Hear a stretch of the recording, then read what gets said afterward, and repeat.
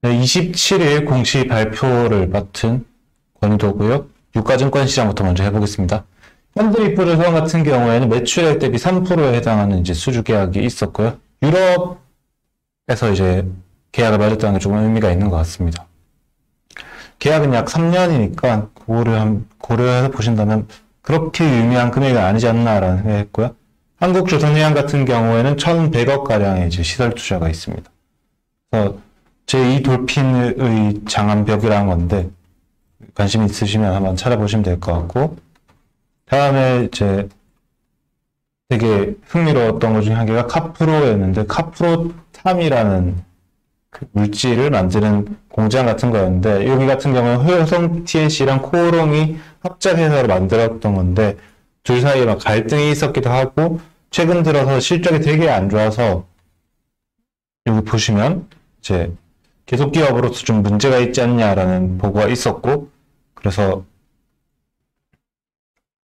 감사 범위 제한으로 인한 한정이 있었는데, 뭐 적정이 나왔었긴 하지만 적자 폭이 되게 심했고, 이로 인해서 코오롱과 효성 모두 그 경영 목적에서 투자 목적으로 바꿨었고요. 이번 같은 경우에는 효성에서 아예 장내 매도를 했습니다. 그래서 주가는 계속 빠지고 있는 와중에 그 정도 물량이 원래 하한가가 나와야 정상이지만, 최근에 감사로 인해서 이제 단타 세력들이 많이 들어와서 물량을 소화했던 것 같고, 앞으로는 천하제일 단타 대회가 될 거인 만큼 투자에 좀 조심하실 필요가 있지 않나 라는 생각을 했습니다.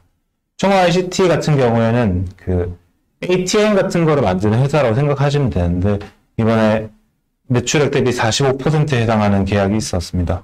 농협 IT 전략본부에서 있었는데, 금액이 워낙 크다 보니까 긍정적으로 생각하지만 이 산업이 앞으로 계속 성장할 것인가에 대한 의문은 조금 있는 것 같습니다.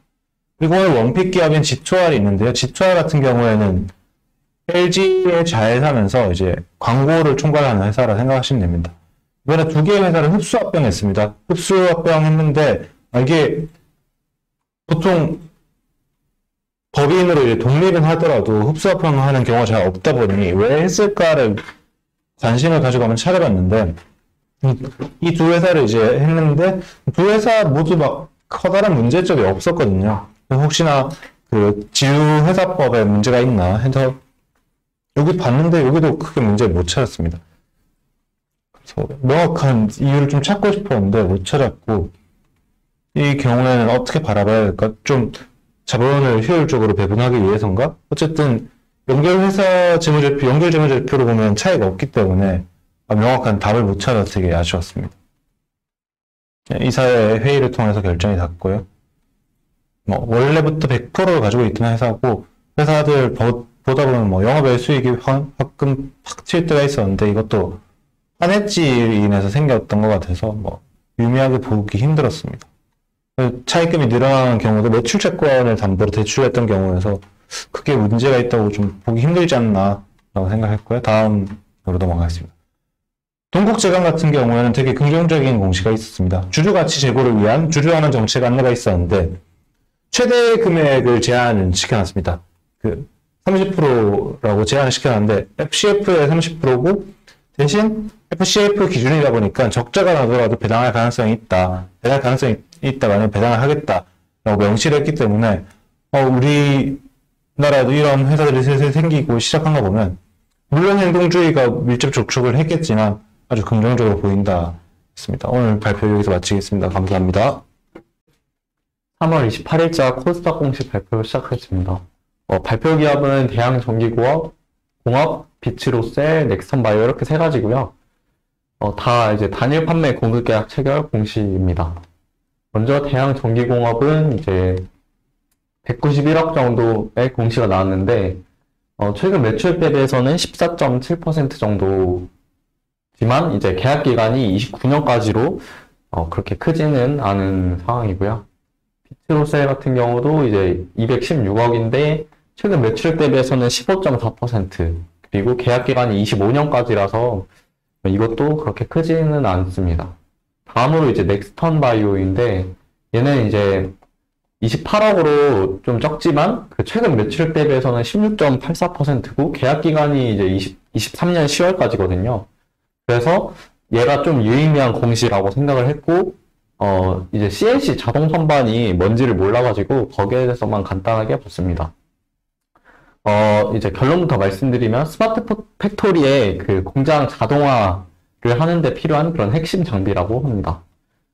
이제 그 넥선 바이오의 매출 중에서 CNC 자동 선반이 매출의 94% 정도로 대부분이고요. 이게 이제 CNC 자동 선반의 사진입니다. 얘가 뭘 하는 거냐면 이제 자동 제어 기술을 기반으로 소재를 자동으로 공급하고 그 다음에 완제품을 대량으로 생산하는 장비예요. 그 이제 자동차 뭐 선박 의료기기 등등해서 다양한 제품군에 이렇게 활용할 수 있는 그런 제품을 만들고 있고 이거는 이제 공작기계 산업에 속한다고 합니다. 공작기계 산업이 이제 자동차, 항공기, 선박 같은 그런 기계류의 부품 제작에 활용이 되는데 이런 산업들에서 이제 기술 인력의 수급이랑 그다음에 원가 절감 등을 고려해서 무인 자동화를 좀 선호하게 되면서 CNC 자동 선반 시장이 성장할 것으로 전망되고 있다고 합니다. CNC 자동 선반의 그 국산 장비 시장은 원래는 하나기계 독점 형태로 이렇게 진행이 되다가 넥선바이오의 진입으로 현재 과점 상태가 됐고 한 넥선바이오가 한 37% 정도 시장 점유율이 추정되고 있습니다. 뭐 이후에는 뭐 자동화 로봇 시스템이랑 그다음에 완전 무인화 이런 걸 통해서 스마트 자동 선반 팩토리 솔루션 서비스를 제공하는 것이 목표라고 이렇게 했습니다. 네, 이상입니다. 예, 어제자 코넥스 한번 발표해 보겠습니다. 무송 GOC가 후문 또는 보도에 대한 그런 공시를 했습니다. 그 공시는 이제 부도설에 대한 그런 조회 공시 답변이었는데 하나은행 광주금융센터에서 발행된 어음은 한 3억 정도에 대해서 어음 만기일인 3월 24일까지 은행 거래 마감 시간까지 결제가 이루어지지 않았으나 이제 3월 27일 오후에 결제 금액을 전액 입금해서 어음 결제를 완료했다는 그런 공시였습니다. 그래서 이 무슨 GOC에 대해서 좀 궁금증이 생겨서 찾아보니까 한때는 주가가 한 10,000원 이상 간 적도 있었지만 지금 현재 주가는 1,600원대를 지금 왔다 갔다 하고 있고 시가총액 한 155억 원 정도 되는 그런 회사였습니다. 사업 부문은 뭐 광섬유 케이블 제조, 개발, 판매를 목적으로 설립이 되어서 2015년에 코넥스 시장에 상장하였고 세계 광 케이블 개발 동향에 맞춰서 해킹 방지 원전용 이런 특수 목적용 고부가가치 제품 개발에 집중하고 있는 그런 회사입니다. 하지만 2020년부터 2022년까지 예표를 봤을 때 매출도 계속해서 좀 크게 줄고 있고 케이블 매출도 계속해서 줄고 있어서 뭔가 뭐 매력적인 그냥 매력 없는 회사인가 보다 이렇게 생각을 하고 있었는데 이 하이트 에셋 자산을 유기하는 곳이 2018년에 11월 장외에서 시작해서 계속해서 지금 최근까지도 이 분을 계속 매수하고 있는 것을 보고서 뭔가 왜 매수를 하는지 그 정도를 계속해서 공부를 해보면은 괜찮지 않을까 이렇게 한번 생각을 해봤습니다. 네, 감사합니다. 3월 27일 기타법인 공시 발표 시작하겠습니다. 제가 본 회사는 네이버 파이낸셜이고 여기가 그 유상증자 결정 공시를 발표했어요. 좀 특이한 게 임원하고 직원들한테 이제 그 새로 이렇게 발행한 주식을 직원들한테 나눠주는 주식 매수 선택권을 부여한다고 발표를 했습니다. 이 네이버 파이낸셜이 어떤 회사냐면 네이버의 그 네이버페이하고 네이버 결제 서비스를 담당하는 그런 회사인데 이렇게 주식하시는 분들 많이 아시는 네이버 동토방도 이쪽에서 맡아서 하고 있어요. 그래서 보시면 이렇게 임원 3분하고 직원 525명한테 주식 매수 선택권을 부여했고 전 얘네가 스톡옵션을 부여한 게 이쪽에 네이버 파이낸셜 쪽을 좀 더 키우려고 이렇게 한 것처럼 보이더라고요. 그래서 최근에 현대카드하고 애플페이 손잡으면서 삼성전자하고 네이버 쇼핑도 손잡았다는 기사가 많이 떴는데 그런 이유도 좀 있다고 봅니다. 그래서 네이버 파이낸셜이 네이버의 주력 사업이고 이제 그쪽을 키우기 위해서 스톡 옵션을 부여했다라고 해석할 수 있겠습니다. 네, 발표 마치겠습니다. 인원 및 대량 보유 한번 발표해 보겠습니다. 앞티바이오라는 이 신약 개발 회사에서 이 대표님이 3월간 약 6억 정도를 매수를 했습니다. 이게 매수한 이력이고, 이수진 대표님도 약 3월간 12억 정도 매수를 해서 한 이쯤에 했는데, 이게 굉장히 바닥이라고 판단을 하신 것 같고, 현재 국내 이상 임상 시험 돌입을 했기 때문에 여기 이런 이유 때문에 매수를 하신 게 아닌가 하는 예상이 됩니다. 다음은 동원개발이라는 건설업 회사인데요. 이 최대주주인 사장님이 매수를 했습니다.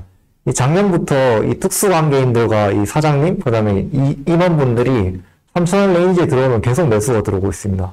그래서 뭐 특수관계인과 임원분, 그 다음에 특수관계인들이 계속 매수를 하고 있습니다. 이 차트를 보시면은 이쪽 부분에서 지금 다 매수를 하고 계시는데, 이 3,000원 레인지가 너무 싸다고 느껴서 매수하는 것이 아닌가라는 생각이 듭니다.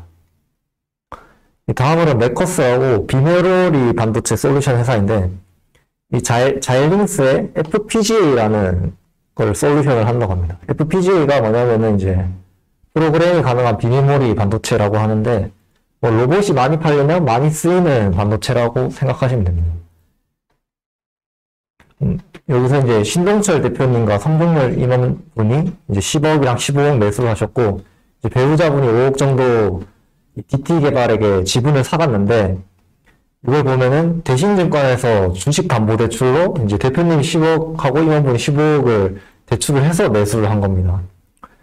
이 매수한 곳이 이쯤인데 조금 어느 정도 올라왔는데도 이걸 왜 매수를 했을까 보면 이제 20년 이후에 매출액이 급증을 하기 시작합니다. 그래서 대출을 이렇게 해서까지도 매수를 할 정도로 회사가 좋아질 것으로 예상이 되거나, 아니면은 단기적으로는 뭔가 호재성 이슈가 있어서 매수를 한 것이 아닐까라고 생각이 됩니다. 네, 감사합니다.